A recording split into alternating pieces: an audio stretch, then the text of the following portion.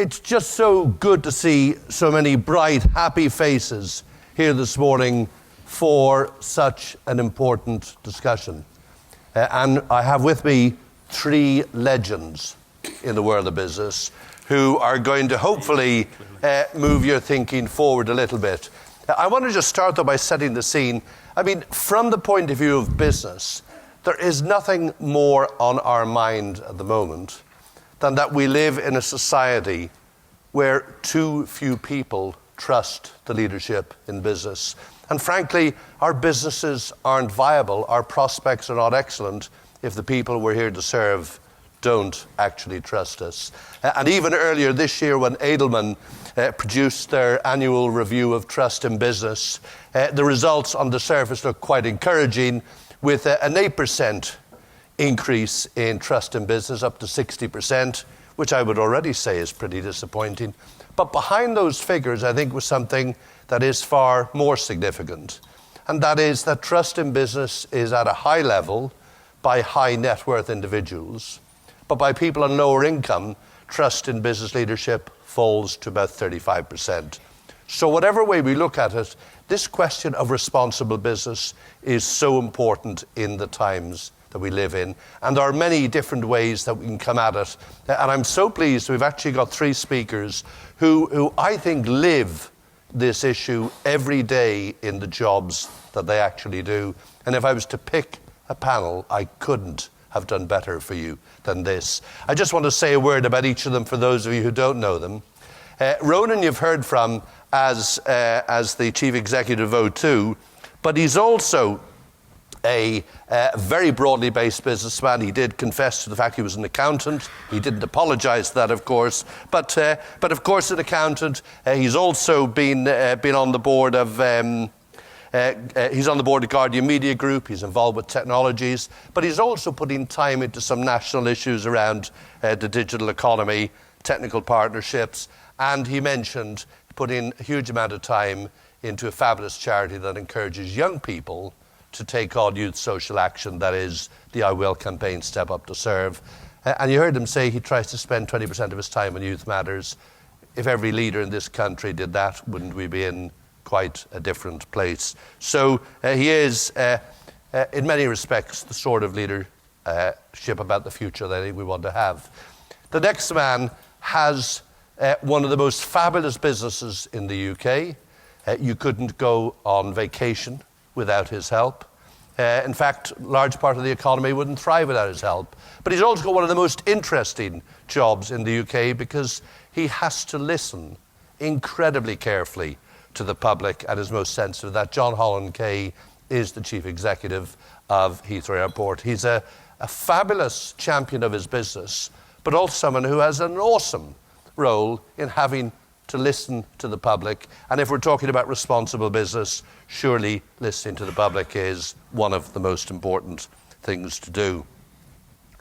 The last person I want to comment on is Baroness Lucy Neville-Rolfe. She is a legend in so many different ways. You may have known about her when she was in Tesco, on the board of Tesco, but also championing and understanding issues in Asia. She's done many things in the world of business, been on many different boards, but in the more recent part of her life said, why don't I go and do something different? I'll step into the House of Lords for a while and see if I can influence the possibilities for the UK from there. And indeed, that is what she's doing brilliantly, and no better way to do that from the Department of Business, Innovation and Skills, having people in public service who've had the experience of the world of business, who've seen the villains in practice as well as worked with them, seen the good and the bad of business. And let's be very clear, we're not good enough at all the things that we do in business, and that's part of why we're here today. But Lucy is a fabulous champion of business. She's in the Department of Business Innovation Skills. She's also involved with culture, media and sport, which I think was one of the most exciting jobs of all. So fabulous, really grateful for all three of them to be here. What we're going to do is we're going to hear from each of them a few thoughts, and then we'll have plenty of time for you to question and challenge. And I hope as a result we further your understanding of how some of the great leaders in the UK see this issue and challenge of responsible business. So thank you very much. I'm going to start by asking Baroness Lucy Neville-Rolfe to set the scene from a broader perspective and no doubt share some thoughts that will provoke discussion later. Lucy, over to you. Right. Paul, thank you. Now I've become a politician, I will stand up. I'm rather an unusual politician, as you've probably noticed from the colour of my hair. And it's great to be here today and to see that one of the sponsors is the Carbon Trust, because when I was at Tesco, I actually sat on the Carbon Trust board, so it's good to see them again. I think it may be unsentimental to say as much, but it's business and not love that makes the world go round. And I think we should all occasionally remind ourselves that the astonishing increase in standard of living over the last 250 years has been due in large part to business. So business has taken up the many scientific and technological advances as they're made and, in effect, converted them into consumer benefits. And I suppose the latest manifestation of that phenomenon, which we've heard already about today, is the digital revolution. And that's now affecting all companies, not only the digital specialists, the O2s, the Googles, the Spotifys, and sort of at the more small level, checkouttrade.com, a UK business, but much more widely. So that includes cars and consumer goods and healthcare companies. So revolution's affecting everything. And these are being transformed by ICT, the Internet of Things, by robotics and sensors, so that digital manufacturing and services are converging, offering a huge opportunity to UK businesses. And Ronan, I think, was rightly talking about the digital skills challenge, because that's obviously something we can pick up in our good policies. And I've got a debate next Monday, so I've now got lots of material on this. Now, as Conservatives, we perhaps recognise the value of business rather better than some other parties who can sometimes carp on about business, forgetting that it does steadily make us all better off. And I think they don't recall where private business and small businesses are not welcome. I mean, think Venezuela, think North Korea. Widespread poverty is the result. However, that is not to say that everything in the business world is admirable. We all know of unacceptable business practices. And obviously anything illegal should be dealt with by applying the law of the land. But I hope and I believe responsible businesses, which means the large majority of businesses, are not satisfied with avoiding illegality and ticking boxes. They hold themselves to higher standards than that. And I make that point because by the nature of things, a conference on responsible business is likely to focus in large part, understandably, on what is not going too well. And we only have a little time today, and I'll just focus on two or three aspects. So on the positive side, transparency, equitable recruitment, fair promotion practices, and fair pay policies, as well, and this is very important, strong leadership and succession planning can help to attract and retain the best staff, we were talking about talent, and to improve performance. And I think we've made some really important advances in these areas in recent years, and they create a positive impression of business in the minds of potential customers and, of course, of shareholders. Now, we in the government, this government, are suspicious of too much regulation, of tick boxes and quotas. Broadly, we believe in supporting and trusting businesses to do the right thing. And there are a number of current areas that I think come under that heading: apprenticeships, executive pay, and diversity. I mention apprenticeships because they're a key facet of the government's plans to close the skills gap and get more people into work. And I think you can all play a part. We are introducing a levy, and we're encouraging large business to train more apprentices than they can use themselves.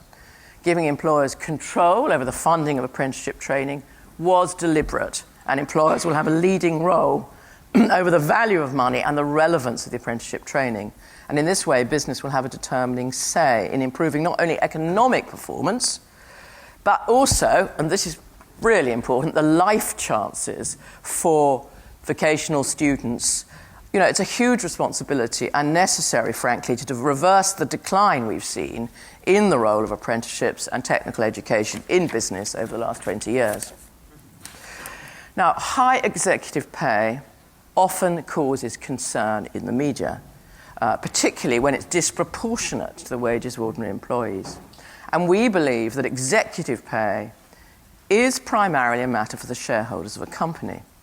However, we are looking for clear evidence that companies are communicating effectively with shareholders and that they are adjusting their pay policies where shareholders have expressed dissatisfaction.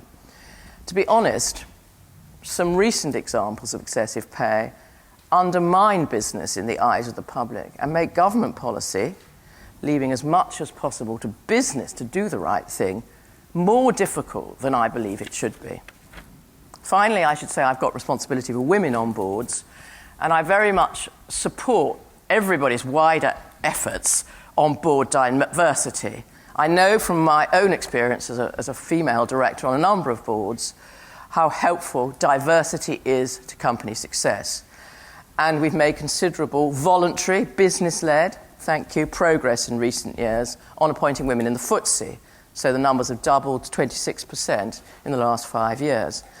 But we hope to achieve more in the same way by focusing on the pipeline of women executives, so the people below next level down and their pipeline, if you like. And I was struck recently by an analogy with cricket. And this is not even test cricket, which I'm passionate about. Now, my local village club have started a youth pipeline with team members coaching 33 boys and girls drawn from the villages around. They come to nets, they practice on match day mornings. And as a result, the team has already been strengthened by 3 under-15s, and they're beginning to take wickets and pile up the runs and improve the business of cricket in Chilmark. So a recipe for success, responsible organisations putting in extra effort, attracting, developing and nurturing talent, and building a business or an organisation's success. It's true of community sport, it's true of apprenticeships, it's true of diversity, and I think there's a wider lesson for business more generally.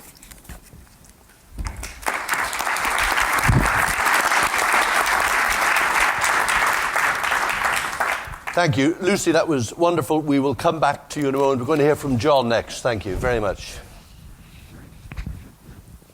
Well, thank you for that wonderful introduction. Now, I often start talking about Heathrow by asking the audience how many people have flown through Heathrow recently, but I won't do it for this audience because I know that some might be embarrassed because long-haul aviation, which is what we do, is such a fundamental part of our lives. Ronan is here courtesy of the frequent flights that we have between Heathrow and New York. And that is very typical of what we do. We are the trading links that keep this nation as successful as it is, without which we wouldn't be able to afford to do the many things that we want to do to make this a better world to live in. So we have a great contribution to the UK economy, not just in helping people to get around the world, but also exports. Over a quarter of the UK's exports go on passenger planes from Heathrow. It's a vital trading link for the UK. But in spite of all those economic benefits that we bring to the country, we are judged by how we perform. And 10 years ago, in spite of all those good things, we were very poorly regarded because we weren't giving good enough service. And because everyone travels through Heathrow, business people, politicians, we are judged every day by how we do. I'm sure that the same applies for Ronan with O2. And if the Prime Minister gets stuck when he's travelling on his family holiday going through security, and that happens a few times to his colleagues as well, that starts to build up a picture for what kind of organisation we are. And 10 years ago, we suffered very badly because we hadn't got service right. And we spent the last 10 years making sure we do get service right. And now I'm proud that Heathrow is rated by passengers, who are the only ones who can measure this, as one of the best airports for service in the world. We've got more to go, but we've come a long way. And we want, of course, to do the same in all the aspects of what we do. We have a good record in sustainability. We mentioned the Carbon Trust earlier. And earlier this year, we were awarded all 4 certifications by the Carbon Trust, including supply chain, which is not something that happens overnight. You build that up over a long track record. We also, I'm proud that we're one of a small number of companies in the UK where we have equal numbers of men and women on our executive committee, actually running the organisation. And I can vouch for the benefits we get from having that diversity around the table. There's more we need to do with diversity, but we are starting right at the top. But one thing that's unique about Heathrow is our local impact. There are very few businesses which are so concentrated. We employ 76,000 people just at the airport, and hundreds of thousands of people depend more widely on the airport. Almost 1 in 4 households locally rely on the airport for their income. It's a remarkable and complex relationship. So while we deliver a huge amount in terms of economic value locally, we also have a huge impact locally. The people who get the most benefit out of Heathrow being on their doorstep also get the most impact, whether that's noise or air quality or road congestion. And we have to make sure that we do the right thing with all of those. And when I took over as chief executive 2 years ago, I set out to be a good neighbour. I thought that was so important to us. And just a small example of that, I read somewhere in the paper someone talking about the impact of Heathrow on local schools. So I went out to local schools to see what was happening. Actually, the reality is the quality of teaching in our local schools is just fantastic, and the quality of education is wonderful. And we invest heavily in the local schools ourselves.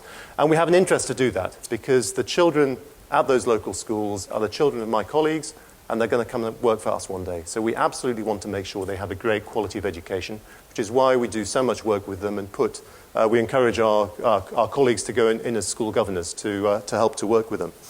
But one thing I heard clearly from local MPs and local community leaders was there was a lack of trust of the airport.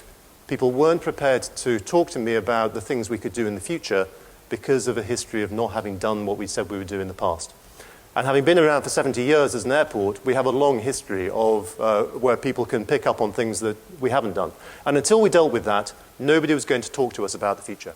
So what I did, as Ronan has done, is to put together a set of blueprints which just listed out all the things that anyone had asked me to go and do something about and come up with an action plan behind them. On air quality as an example, we set out a vision for making Heathrow an electric airport by 2025 and started taking steps to get there. We introduced more 24/7 busing on our free local bus network so that people who are working shifts could get to work by bus and not have to get into their car. That was just one of a number of measures. On noise, we took steps to reduce the number of late-running flights. They caused big disruption locally. We've reduced them by a third year on year in the first quarter of this year.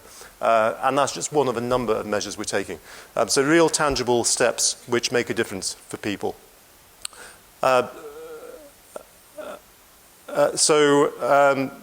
blueprints are tangible examples of the kind of things we're doing to improve people. Lives for local people.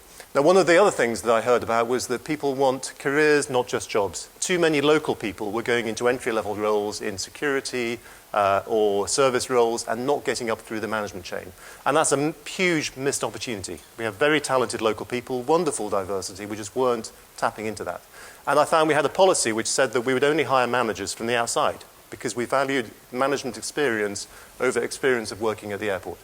We've completely removed that, and last year 195 people were promoted from frontline security roles into management roles, and we didn't hire a single person from the outside. And things like that, being able to go back to local councils and saying, you asked us to do this and we've done it, start to build up a completely different relationship with the councils. And it means that when people say to them, you can't trust Heathrow, they have something they can go back with and say, actually, the things that matter to our local communities, to my residents, they are acting on. And so slowly, gradually, over time, we start to build up a relationship of trust. And now when I have my quarterly meetings with the wider local community, we're talking constructively about things we can do differently. One example, which we're launching on Friday, is a minicab parking area at the airport. We will all know, I'm sure some of you have used private hire vehicles, Uber or Addison Lee. and they have exploded in use around the airport. And many of those drivers park in local roads, sometimes in people's driveways. They hang out waiting to be closest to the airport to get the most convenient ride, and they cause massive disruption to local people.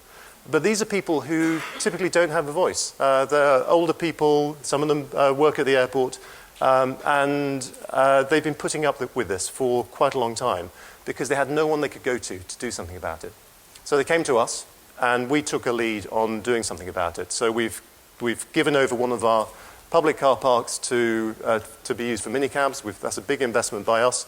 We have worked with Uber and other private hire companies to geo-fence the local villages so you can't get a pickup if you are parked in one of those local villages. And we're working with local councils so that they will enforce parking regulations if people are parking in a way that they shouldn't in local areas. Working together across the 5 local boroughs with all of our stakeholders to do the right thing. And that is the way that we want to do business going forward. And we wouldn't have been able to do that unless we had the confidence of local communities that we would do the right thing. So we are coming a long way. And of course, these are things that we need to do anyway as being part of our local community. We've been here for 70 years. We will be here for at least the next 70 years. And we have a long and deep relationship with people. But of course, as you all know, we want to do more. We want to have a bigger Heathrow, being able to serve the country better, but also do that in a responsible way. And a couple of weeks ago, we announced that we would accept the conditions set by the Airports Commission to allow that to go ahead, and that's been well received. And today we're announcing the pledges to our local communities about what they will get out of that. And this builds on the things we've been doing in the last couple of years. Helping communities prosper by providing 40,000 jobs and training opportunities, 10,000 apprenticeships right at the airport, being a good neighbour by meeting tough environmental and noise limits and air quality rules enforced by new independent regulators, tackling local traffic congestion by investing in local transport projects, with Heathrow at the heart of an integrated bus and rail transport network, working with local businesses so they get the benefit of having Heathrow on their doorstep, and building a lasting legacy for future generations in partnership with local schools, colleges and universities. And we will shortly be announcing our skills task force, which will be working with schools, colleges, businesses, unions and local boroughs to make sure we deliver the future jobs at the airport for local people. Thank you.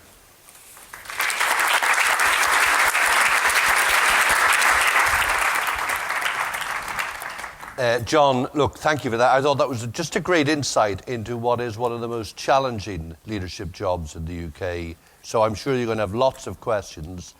Clearly, if there's any black cab drivers in the room, I'd be very careful, John, for what you've done for that, but we might come back to that later as well. We're going to finish these inputs and then we will welcome your questions with Ronan back on stage, or from here, Ronan, if you're happier. So I'll stay where I am, as you've seen me standing up already, and rather than repeat anything I said earlier, but let me just try and build on what Lucy and John said. Look, I think a couple of things. If you're looking as a business and trying to understand what the risks ahead are, the changes that are going to affect you and your business and the planet and how it'll affect your operations, I think it's trying to understand the frame and the context. John's given some really good examples around his business. I talked about mine earlier. But just to try and put things in perspective, we stand on the cusp of a revolution. At the forefront of every revolution, there's a technological change, whether it be the agricultural revolution or the industrial revolution. But what actually has the sustainable impact afterwards is the societal and behavioural effects of the adoption of those technologies. What we've seen at the moment is the front of the digital revolution. We've seen the tech. We haven't yet embraced the fundamental societal and behavioural change that will be driven by it. And therefore, if you're looking in your business, where we should be looking is where those impacts are likely to happen, rather than simply the digitisation of the technology itself. In many respects, we will look back at this time and we will say that actually this was the time that our society truly moved from BC to AD, from before connectivity to after digital. This is a moment in time. And within that, you need to understand what your business strategy is. And it needs to be a digital strategy.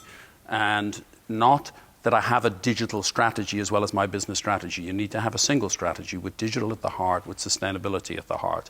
And if that strategy isn't mobile-led, you're probably missing the point. So when you bring that down to, so what does that practically mean when you look out at the risks? Well, there's going to be risks around infrastructure, there's going to be risks around people. And if I try and break a couple of those down, how you do business. I went to the BBC a few years ago and they talked to me about the early days of television. And they said the early days of television was radio in front of a camera. So just think about that within your own business. The early implications in most businesses in this room, I suspect, of going digital has been to simply digitize an analog activity. That simply is not a digital revolution. It's about fundamentally reimagining how you do things. So infrastructure, what you've got today may simply be redundant. Therefore, you need to be thinking about what are the equivalent infrastructures, virtual or otherwise, that we will need to run your business going forward. But we also need to understand that our economy is based on what are essentially analog infrastructure rules and planning and other things. And John and my business actually have a lot in common. We deliver critical national infrastructure, and yet we don't have within the digital economy strategy a clear understanding of what and why the critical national infrastructure that we're building will be an essential ingredient of that. And whether that be planning consent to build the service you deserve in a highly dense area like London, so that people can rely on building truly digital processes, which means that they can guarantee to have ubiquitous connectivity. That means changes to planning rules. It means collaboration with landlords. Bizarrely, in London at the moment, every time you see a new development, that reduces mobile coverage in London. You cannot imagine that that can credibly be the case, but it is, because we lose a site and a new developer thinks that he doesn't want that equipment on his roof. So we're actually allowing ourselves to go backwards instead of forward at this moment in time. It's simply crazy, and we owe it to ourselves to create the conditions in which the young people in our society who will rely on the digital economy for their jobs have the support that they need. Not just the educational and training support, but the environmental infrastructure that will support them having the choices that they deserve. And that's where things like building our apprenticeship programs and other things are critically important. But if we're not readying businesses to be able to use those skills and not readying the economy to be able to access that talent, then we're missing the point.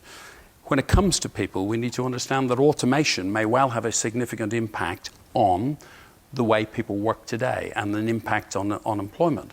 But we've done the research. There is huge opportunity within the British economy for growth in employment through harnessing digital opportunity. We are already the largest digital economy within the G20, but the opportunity is to generate literally millions of more jobs inside our economy if we get this infrastructure right and if we get the training and the development right. And I think the third thing that we have to be accountable for is how that impacts people's lives. So as employers, you know, what's our idea of leadership and management? Is it management by line of sight, which tends to be in a lot of organizations? Well, actually in a digital world where you enable people to be able to deliver the outputs your organization needs, not simply measure the inputs, you have to fundamentally change the way we behave as leaders and as managers inside our businesses. Because otherwise what we do is we enable people with the technology and then adopt analog processes to assess how they're performing. So it's quite fundamental. So when you look at the risks inside your business, actually think about it around the people risks, the infrastructure risks, but essentially it's around behaving in an analog way and pretending that you've adopted digital. Ronan, thank you very much. Look, we've had three, I think, fantastic inputs and opening up, I think, possibility for lots of different questions on this. Just to get you warmed up, I'm going to ask a couple of questions, but this is your conference, so it is going to be questions over to you. Maybe just a couple of questions just while people are warming up. Lucy, you talked a bit about fairness. What more do you think business leaders should be doing to address this sense in society that it just isn't fair? Well, I think they can run good businesses and demonstrate fairness and not highlight sort of bad practice, because what you've got in the modern connected world is the way that bad practice sort of scores as a very large black spot compared with the billions of good acts that are doing all the time. So it seems to me that leaders in business have got a huge duty of care, an incredibly difficult job, possibly not unlike a politician, in terms of doing the sort of right things in that way. Clearly, they need to observe fair legal policies and things. But I think the points I was making is it's not just about legality, it's about reputation and attitude. I always think good organisations are kind of run from the top, so it's good to see these examples of good practice, and that permeates the organisation all the way. And fairness, I think, sort of needs to be on people's scorecard.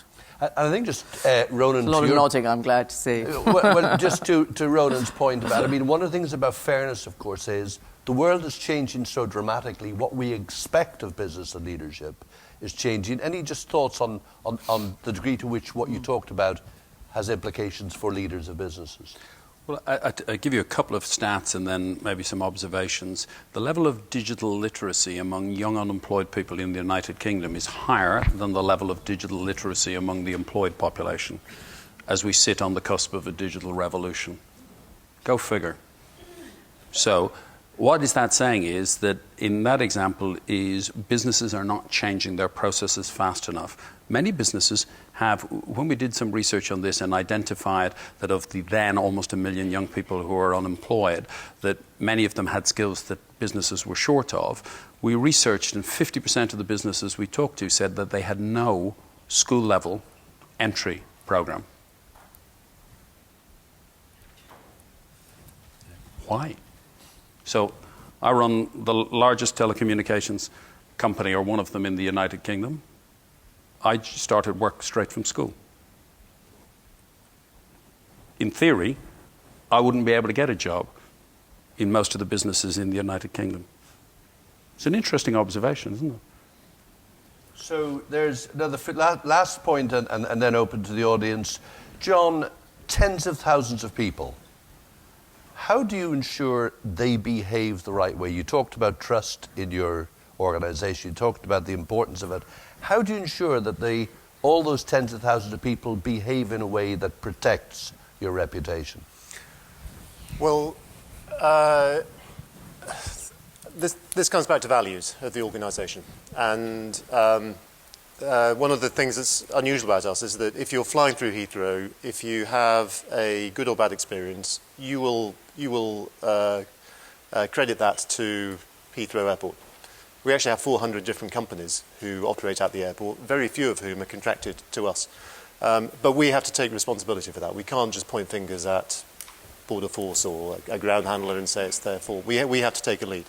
And we do that both in terms of setting the standards by which organisations need to operate around the airport, but also the values that we hold. And we went through a big exercise a couple of years ago of trying to clarify what those values are and then communicate them out. We've actually just completed training all of our senior managers in purpose and values, and a lot of that is, none of them will be particularly different, I don't think, from what you'll find in any other organisation, but it's having a common code of behaviour and giving people an expectation from the leadership that this is how we expect you to behave. That when we talk about doing the right thing or putting safety first, we really mean it. I don't want you to just talk about it and then put in place a process which is unsafe for people. If we're saying safety matters, and then making sure that is reinforced by the way I behave, by the way my management team does, and cascading all the way down the organisation, and spreading that out to the rest of our supply chain. So we do things like having annual award ceremonies for anyone across the airport where we recognise good performance against those values. And it takes a long time to turn that juggernaut around. So, ladies and gentlemen, that question wasn't rehearsed. That was the perfect answer to that question. It was absolutely perfect. John, thank you. Right, anyone out there challenged? Let's make this the best Q&A you've ever participated in. So, tough questions. Who's coming first? Is there mics going around? Pass the mic just there along that row. Lady four in. Does somebody four in? I don't know. It's a lady or a man's hand. I can just see the arm, not the body. There you go. Thank you very much. And if you introduce yourself, then we'll know to email you afterwards.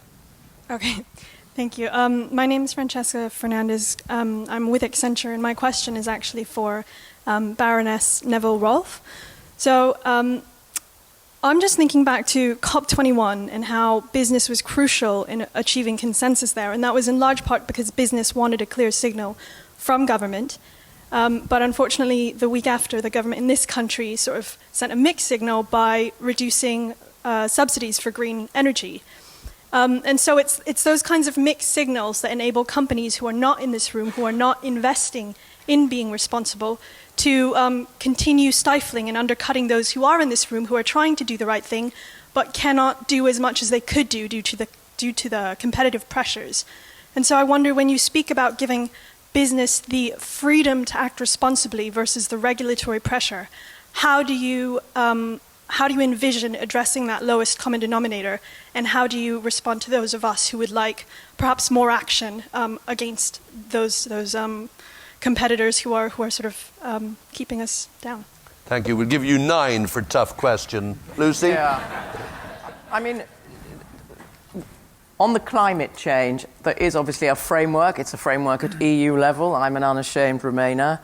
And that sets the arrangements. Now, when you get a change of government, which is what I think you're talking about, you sometimes get the implementation of policies done in a slightly different way. And this government has moved to change some of the green policies in various different ways, which aren't my ministerial responsibility. But I think the overall point I would make is that you do need to be able to do that. You need to be able to change and adjust.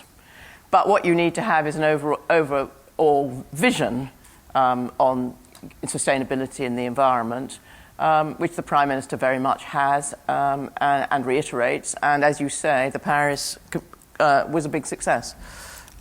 Thank you, Lucy. At the back row, third in, arm up. Thank you very much. I'm not sure this is going to meet the requirement of a difficult question, but it's something that's very pertinent at the moment with the work we're doing, and it's really addressed to Ronan. I thought it was very fascinating what you were talking about the difference between just digitalising an analogue world and actually really doing it properly. And I think I get it, but when I come to try to explain it to other people and the partnerships that we have, I don't feel that I have at my fingertips a really good example of the difference. So I was wondering if perhaps you could lay out in some practical terms an example of businesses that have just digitalised their analogue world versus those who've really done it differently, so it can help draw out what that difference really is. I think there aren't necessarily that many businesses that are end-to-end, that are, shall we say, old businesses who've transformed. Most of the exemplars are businesses that were digital-first businesses. They started early. And I think what you're seeing is, whether it be the collaborative economy, whether it be the Ubers and others of this world, who are actually reimagining in the sharing economy a different approach to the way we use resources, they are not constrained by the models that previously we would have envisaged.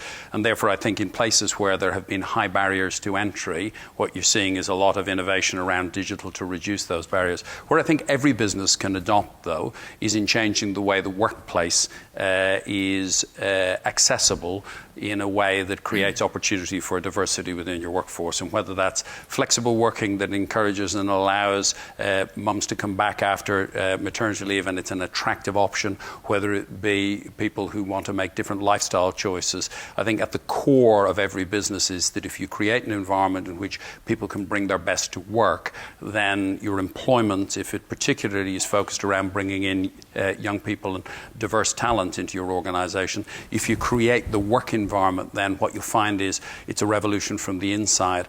There's very short to a very long piece. There's a load of academic research about the difference between human capital and social capital. And essentially, in the old model, the big businesses, what we did was we structured around human capital the concept of you set up a hierarchy, somebody at the top dictates what you do, everybody then allocates down, and in simple terms, you paint by numbers. At this level here, you're told to paint the third box in red, and you get that.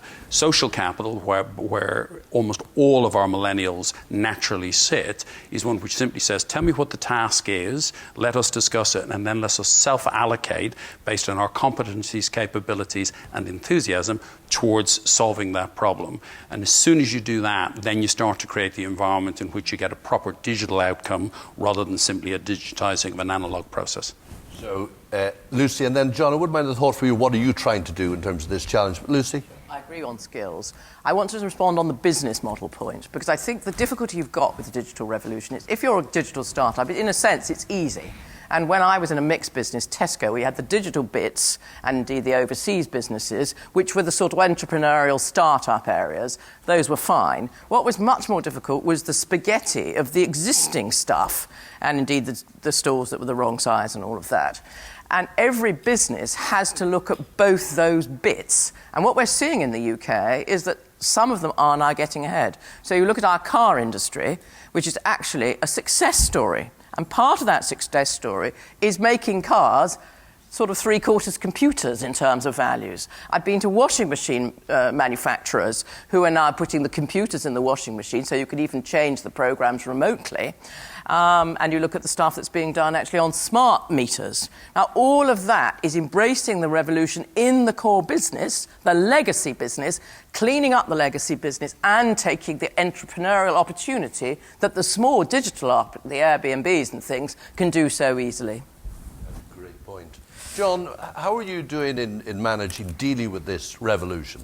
Well, I was listening to Ronan and recognising myself and our organisation in an analogue world, because if you think about travelling through pretty much any airport, including Heathrow, where there is automation, typically all it's doing is replacing what a person would have been doing. It's a gate that opens when you put your password in place. But we're on the cusp of a big change in that, and you can imagine that in 10 years' time, as we glue together all the technology, that we won't be going through physical barriers. We will be just walking through a terminal, and a combination of your phone, your face, and maybe something else, we were triangulating to recognise you, confirm that you're safe, and allow you to go on your journey. And a lot of those things that currently exist will just disappear. And that'll be fantastic for passenger service, but it'll be probably safer in many ways than we are today. What's in the way of getting there? Well, global standards, because we don't want to invest in a technology which is unique to one airport. Having maturity of the technology and having government support, because a lot of the vital processes you go through, such as security or immigration, come down to government legislation. So if we bring those together over the coming years, you can imagine a Minority Report type world where you just walk and the technology recognises you, and you can get rid of most of the unnecessary interface, and we can give you back your time. That's what we want to do. So you've got great leaders, the tough thing, they're so enthusiastic, they want to tell you all the solutions to this. But John, I have another question for you. From Anonymous, who's been around here a few times. Question, did you face any challenges or any negative stories that you could share motivating Heathrow to do better in sustainability? Well, the funny thing was that because we hadn't talked about this much internally, there was an untapped opportunity. And you learn so much by listening to your critics, because they're putting a mirror up to you. And we invited Sally Uren from Forum for the Future to come and speak to our quarterly senior management get-together.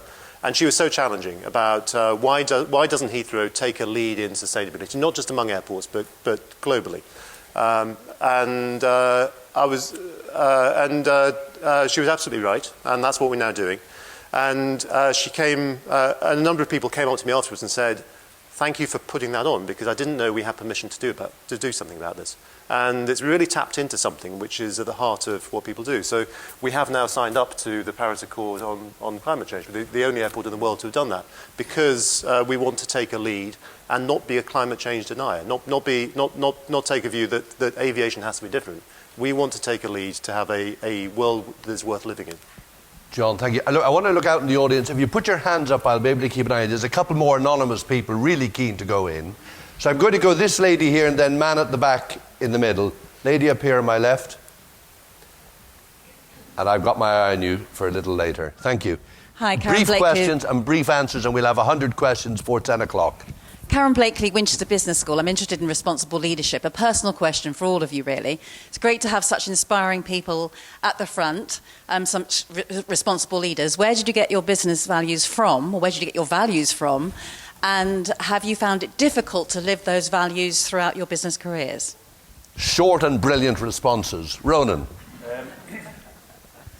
the apple never falls far from the tree. I'm a product of my parents and a very strong set of values there. But what actually drives me is I always believe that if you're going to turn up to anything, you should make an impact when you're there.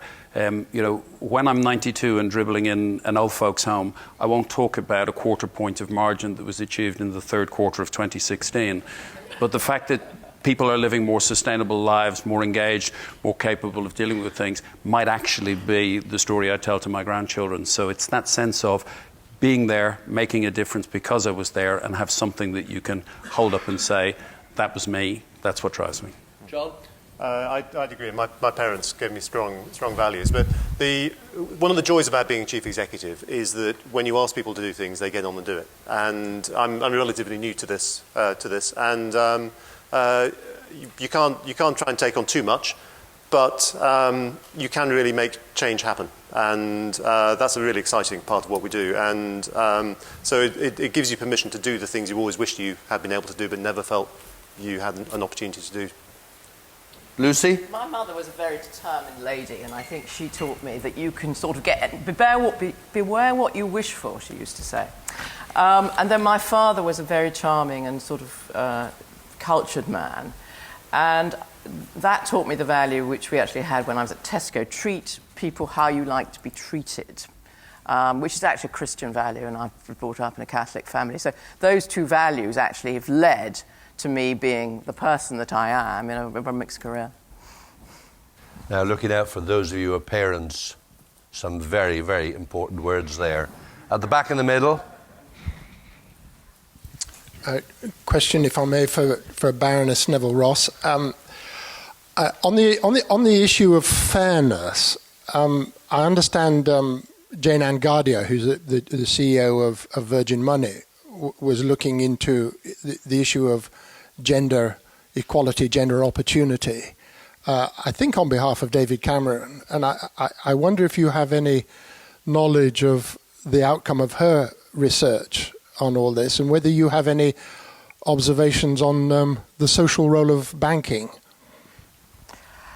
I don't know the results of her research, but obviously she is doing this excellent piece of work on women in financial services in particular. That's partly, actually tech is a bad area for women as well. I mean, I've been dealing with the Hampton Alexander Review, which is the successor to the Mervyn Davis Review on women on boards. That's now getting going, and I'm sure you'll see a bit more of it after the 24th of June. And we're very much working at sustaining the progress that we've made, this 26% that I mentioned, and also in moving forward the pipeline. And I think, fairness right across the piece is incredibly important. On banking, there have been some changes to the remuneration. I mean, where I am on fairness is, if people are really successful, the share price goes up, there's a lot to be said for rewarding them. What I think is particularly difficult is rewards for failure. And we do in our system, Paul and I discussed this, we do in our system need to make sure that happens. And so where you've got failures, you've got to make sure that the shareholders move quickly enough, frankly, to actually do something about that. And then within the banking system, you've got to have good systems. Now, it'll be interesting to see what the Gardia report says. Some of Jane's work is published. It's very thoughtful. If you Google it, you'd find it. And I think she's done some great quality thinking in this area. And another outstanding UK business leader. Over here, lady on outside of the row with a wonderful scarf. There she is. Yeah, thank you. Thank you very much. Wanda Lopush from Global Sourcing Council. My question touches on what was on the board, who should lead the sustainability strategy, government or companies? And I'd like to phrase this question a little bit differently. We heard about COP21. John said that Heathrow adopted the goals, but there are businesses who are lagging behind with the initiatives. So we have two leaders of very progressive businesses who are leading their huge businesses towards good companies, and there are laggers. So my question is to executive, to what extent would you welcome the the government role mandating these changes, being in women's role on the board, being in diversity or other areas? Thank you very much for that. Brief responses to a great question. I've got a few more people out there I want to deal with. So, at the risk of being controversial, I think the less government interferes, the better, frankly. There is competitive advantage in business doing the right thing. I passionately believe that. As soon as you eliminate that competitive advantage, you reduce it to a lowest common denominator. One thing that everybody in this room will hate is roaming. As soon as the EU regulated roaming prices, competition in roaming prices ceased. John? And I completely agree with that. If we look at something like diversity, I think it would be I think it's up to us as businesses to do the right thing to avoid government feeling they need to intervene and set targets or quotas. And I'll give you an example of that. We are going to set our own targets for diversity within our organisation, and we're setting different targets by function, reflecting the gene pool that we have coming through the organisation. Because in HR we have a wealth of female talent. In engineering we don't, and it'll take us longer to develop that pipeline. But I want us to be taking a lead in doing that, whether it's female diversity or sexual diversity or ethnic diversity. And I think the business is healthier for doing so. John, thank you. Lucy, who should lead, government or business? I think both need to do it. I do think that regulators tend to get things wrong. It takes us about 4 years to pass regulation from the start, the concept, to having it through in your boardrooms or your workplaces. We have put into company law now requirements that people do have to look at a broader perspective, not just at narrow profit. That includes the environment. There are reporting requirements in relation to women and things. The thing is to do the right thing for the reputation of your company, to reach out and see where society is going and make sure you're responding to that. I really believe that you can do huge things, and we haven't had enough time to talk about digital, but that is the absolutely obvious example where we will lead with a white paper, but actually and with infrastructure, but the doing has to be in the companies. So I'm going to have last question from the floor, and then I'm going to take one from the screen. Paul, there's a great question on the back of the screen. I'm going to come to it, the last you are. one. Okay, perfect. It's my last question. Here you go. Just going back to the theme of the session about managing risk. Brief question. And the challenge of managing risk is listening to both your critics and your critical friends, like Forum for the Future. And I was interested just to say, if business is to build trust, what's the most effective way of having that open debate with your critical friends and your critics? Very brief response. John's going to take that first. He's ready. I'd probably start by doing it privately because I find that people are far more open and realistic in a private conversation than in a public forum, and start to build an agenda which builds confidence that you mean what you say you will do and that you do what you say you will do. I would just build on that and say start by building a common context, understanding what people expect of you, and then engage with them as to what might be reasonable as your ability to respond. And listen and engage. And if you're a minister, get out the office, get out of Parliament, and I'm sure it's the same for the CEOs. God gave us 2 ears and 1 mouth. Use them in that proportion. The last question for our 3 speakers. If you met with one of our CEOs and had 30 seconds to convince them that CR is a good thing for business, what would you say or show them? 30 seconds to convince them. Lucy. Profits can be destroyed by the wrong sort of reputation. Less than 30 seconds. John. Sustainability, good performance on sustainability is compatible with good performance financially. Yep. Number 1 for customer satisfaction in the UK 7 years in a row, and the most profitable business in the sector isn't by coincidence. It's because we look after our customers and society. Now, would you expect a CEO to promote his business?